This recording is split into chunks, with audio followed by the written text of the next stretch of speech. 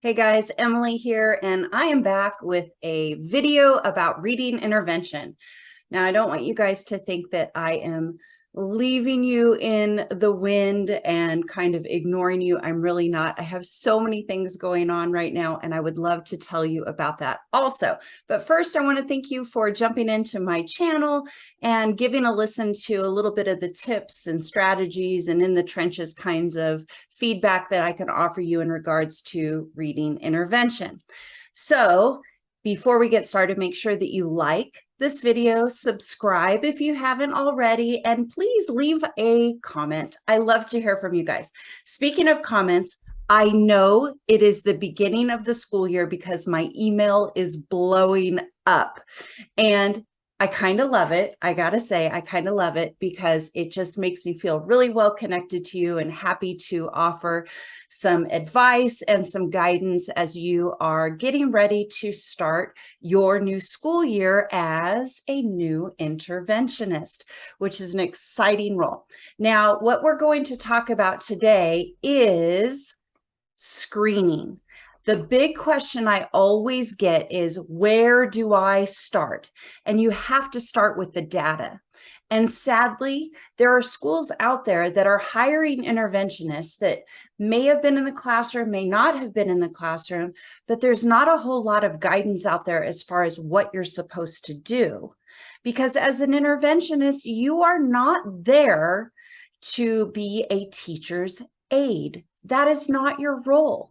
Your role is to help build the foundational skills that those students are lacking so that their teachers can then teach the standards and that student can access it. So today we're talking about data. So I wore my shirt.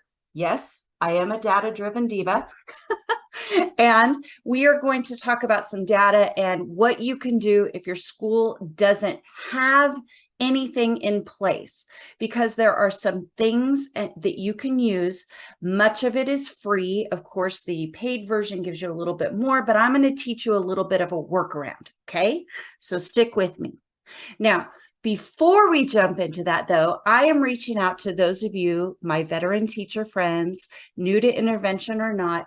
I know that you are working also with new teachers in your schools as mentors and coaches, and I want to let you know what I am doing. In addition, I've got 3 big projects that I work on. One is with you guys as the Reading Lab SOS to help you design your interventions and give you some tips. Another one is RECA Prep 101, which I help new teachers in California plan and prepare for the RECA exam so that they can complete their credentialing. And then the newest one that I've started is called the New Teacher Success Network. And this is a group that is a membership for new teachers who are the first 5 years or so in the classroom, who are looking for mentorship, guidance, communication, a shoulder to lean on, some workshops, tips, and strategies, and that sort of thing. So I want to take you behind the scenes just a minute and ask for your help, because if you have had any value from me, I want you to know that I do some things with new teachers as well. So I'm going to share my screen and jump into my new website so that you can see this, and I would love it if you would share it. So this is the New Teacher Success Network website, and this is my new pet project. I work with so many new teachers and I love them so much that I am wanting to help and preserve teachers in the classroom. We've got a turnover problem in education, and we need to give the new teachers the support that they need. And so this is my project, and it is a quick, just a little bit of information for you.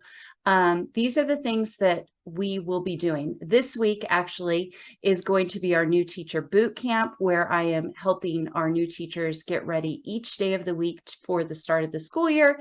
But inside of this membership is a community, a video resource library, coaching and mentoring from me and guest mentors, and book clubs. In fact, our first book club is going to be Classroom Management That Works by Robert Marzano. That's going to start in October.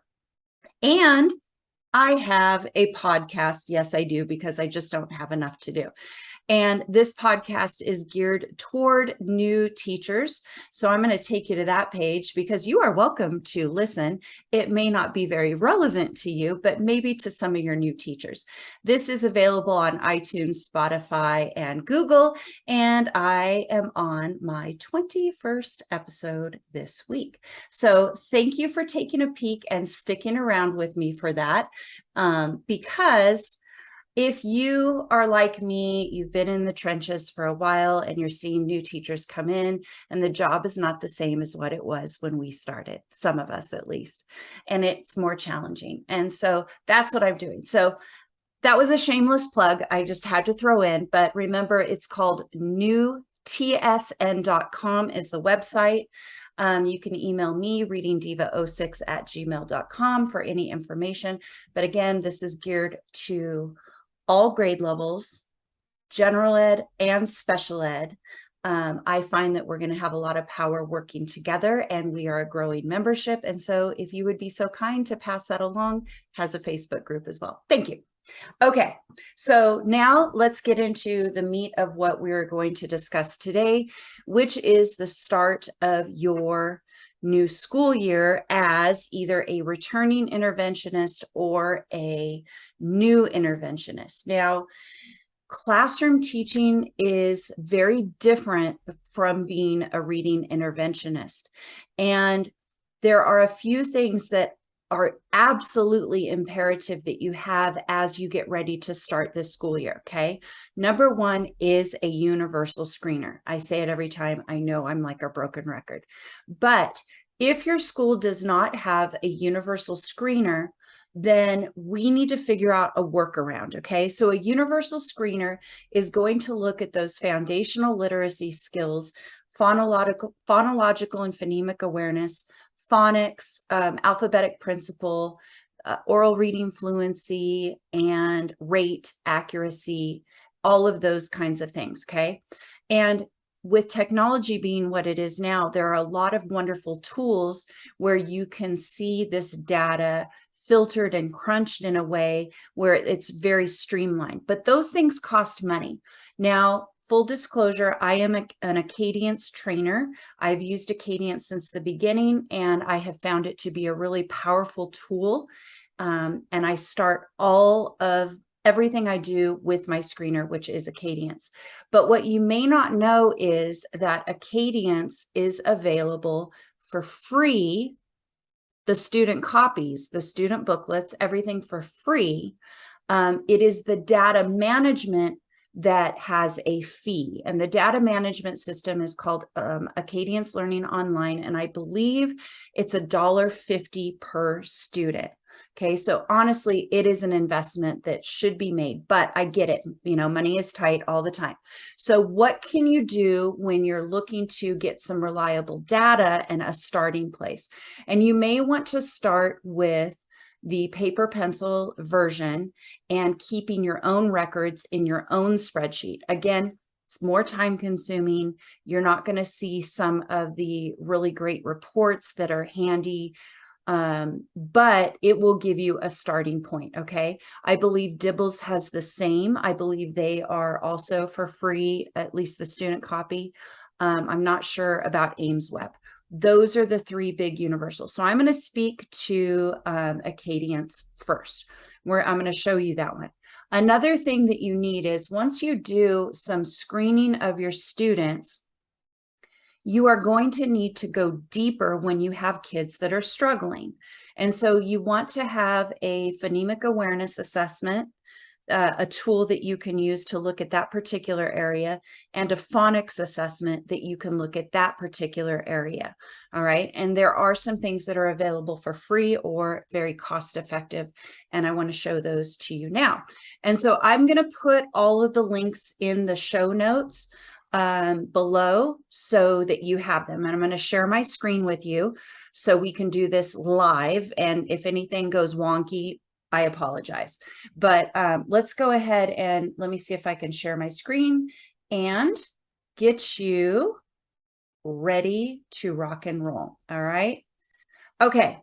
So here I am at the Acadia's Learning This is acadiancelearning.org, and this is the website where you can find a ton of information. Again, I'll link it in the show notes.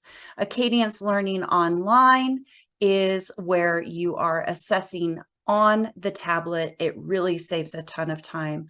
This is the Acadiance data management, and you can peruse through this. But this is what I wanted to show you.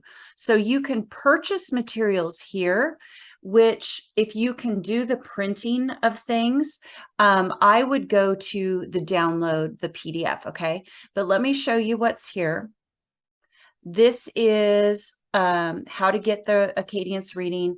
Download the PDF here, and it's going to show you some things that you can also download, some additional tools to help you work this out. But let's start at the beginning and go to download now. And what it will do is it's going to give you an announcement, and it's going to give you, if you want to download the measures individually, which I would recommend. Let me see if I can find it all. You could download all of it in one zip file, and that's what I would do. So I'm going to try and do that now and hope that it works. So I'm downloading. You can see it's coming down here. Actually, I'm going to put my tool on so you can see my cursor a little better. Okay, so it's down here. I'm going to open this up, and there is everything that I need. I might want to make this bigger so I can see what grade levels I'm looking at. These are the scoring keys and the workshop or worksheets for Maze, the scoring guides and everything. So let me just open one so you can see what I got. This is the student copy. This is the booklet. It's free. All right. It's going to cost a lot in printing, and you really want to print these correctly. But you can see this is, I believe, the first grade. Yeah, this is our first grade booklet. And so you can do this. Now, the trick about using these things is you want to make sure that you are taking your data cleanly, and that means that you have to know what you're doing. There are some important scoring rules that you could look at some videos, I believe, online. You can reach out to me and I can share some information with you. But the training, I just got back from Kentucky working with some amazing ladies in Kentucky and training in Acadiance. The training is top notch. So, and that sounded a little, I don't know, a little pompous of me. It's not me, it's the training that they provide. So anywho, all right. So this is the worksheet, and you can, or the booklet, and you can see you're going to get all kinds of information from that particular zip file. So that's one place, okay, that you can start. And at the very least, from about mid first grade on to sixth grade, you should be doing an oral reading fluency assessment, and you can get that from that information. Okay, so that is there. I do recommend you do not just willy-nilly give an assessment without knowing how to give it, but it is there for you. You'll have to do some of the training on your own, or ask your school district to provide that training for you. Okay, so that is there. Now, what do you do after you get the assessment? Well, there's this really cool grouping worksheet that comes up. Let me show you. It is also available for free. It tells you that you can do an initial grouping of your students. So you're going to take all of that data. I would recommend you plug it into a spreadsheet, which if you're part of my Facebook group, I have a created spreadsheet that I use that could be modified for this purpose, and you can download it for free. But then what you're going to do is plug the information into this planning guide. And what it's going to basically do is show you, okay, kids that come up here, these are kids that are on track. Okay, they are just going to do just fine with core support. And I'm looking at the kinder. Okay, here are kids that might need additional support in phonemic awareness and letter recognition. Okay, so those kids would go there. And then here, these are kids that are going to need additional support in phonemic awareness. And then these kids that fall down here in this fourth group, these kids need support in both. All right, so these are our kids that tend to have some really challenging deficits that you might need to overcome. And so what this does is it gives you a starting point, okay? A starting point for looking at your data. So what do you do with that? Well, you basically, what we do with these kids here, they're good to go. They will be just fine with really solid tier 1 instruction, okay? These may need intervention. It may need to be involved in the classroom. It just depends. These kids here are pretty much your tier 3 or your intervention kids. So it's these quadrants that you are looking at. But you need to do some additional assessment here because this isn't going to be enough. Remember, a universal screener is just that. It's a screener. It's an indication of risk. It's going to give you a lot of data, but it may not tell you exactly what it is that you need to teach specifically. So we have to go into that next component. And so that brings me to another free assessment. This one is the PAST assessment. This was created by Dr. Kilpatrick, and this is a phonological awareness screening, okay? So let me see, I'm just gonna download it here, and you can see it's free, it's there. So this is going to be a screening where you can look at a student's skill level with phonemes. All right, are they able to add, delete, segment, blend phonemes? So I'm just kind of flowing through this. Now, are there others? Yeah. Are there some that are more comprehensive? Yeah, but this one's free. So again, it may be a starting point for you. If you are new to intervention, you're just kind of getting your feet wet here. So this is some, and you can Google like free phonemic awareness assessments. I know that 95% Group has a great one. There are a couple of others out there, but this one is free. Again, I will link it in the show notes so that you can see, and it will give you a direction because that's what we're looking for, okay? So again, that was the PAST by David Kilpatrick, and that would be, I think I already did that one. Yep, I just opened it twice. Yep, I opened it twice. Okay, so the next thing that you are going to want to have is a phonics screener, because if a student is not decoding accurately, let me stop sharing for a second.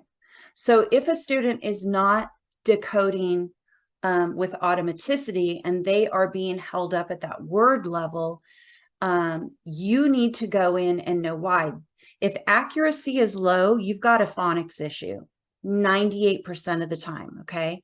So that means that we have to look at their phonics knowledge and see where it is that we're actually going to begin instruction, because we're looking for the gaps, right? Phonics is like a stairway, y'all, and you've got to find the step that was missing.